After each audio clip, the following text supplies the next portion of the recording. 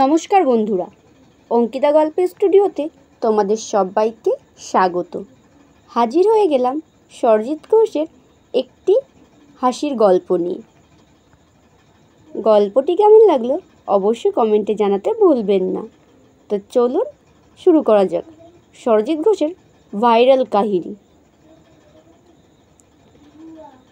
দুই ভদ্রমহিলা নিজেদের মধ্যে কথা বলছিলেন আমার সামনের সিটে বসেই, আর আমি ট্রেনের জানালার ধারের সিটে বসে মুখে রুমালটা বেঁধে নিয়ে গরমের লু হাওয়া খাচ্ছিলাম। দুই ভদ্রমহিলার মধ্যে একজন অন্যজনকে জিজ্ঞেস করলেন, তোমার মেয়ে টুয়ার খবর কি? অপর মহিলা মানে টুয়ার মা গদগদ সুরে বললেন, তুমি খবর কিছু শোনোনি নাকি? আমার টুয়া তো এখন ভাইরাল।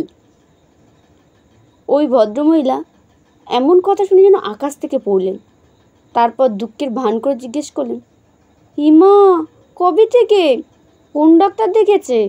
আর হবে নাই বা কেন, যা গরম পড়েছে, এই গরমে কেউ ভালো নেই গো।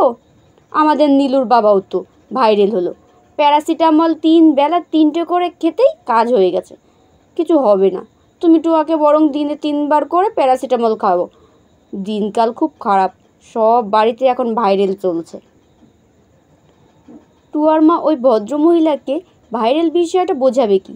উনি যেভাবে প্যারাসিটামল নিয়ে পড়লেন আর ওয়েদার নিয়ে যা ভাষণ দিলেন, তাতে হাঁ করে তাকিয়ে থাকা ছাড়া টুয়ার মায়ের উপায় ছিল না। ভদ্রমহিলা কথা থামাতেই টুয়ার মা বললেন, আরে ওটা সে ভাইরাল নয়, এটা অন্য ভাইরাল।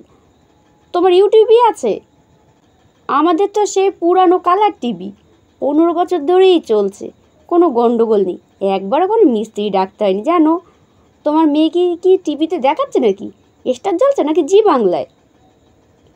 তুমি বুঝতে পারছো না, ইউটিভিটা তোমার ঘরের টিভির মতো না, মোবাইলে থাকে। তুমি তাহলে জানো না, বাড়িতে গিয়ে তোমার নীলুকে বলো, ও জানে। ইউটিভিতে টুয়ার ভিডিও আছে, এখন সবাই টুয়াকে চেনে, টুয়ার ভিডিও ভাইরাল হয়েছে। টুয়ার মায়ের এমন কথা শুনে ভদ্রমহিলা তখন গাল ফুলিয়ে বলেন, আমি তো ভেবেছি টুয়ার ভাইরাল জ্বর হয়েছে, টিভিতে দেখানো ভাইরাল বলে। এটা আমি জানতাম না তো বাপু। যাক, ভালো জায়গায় চান্স পেয়েছে টুয়া, বাবা মায়ের গর্ব এটা। আমাদের নীলুটার কিচ্ছুটি হবে না।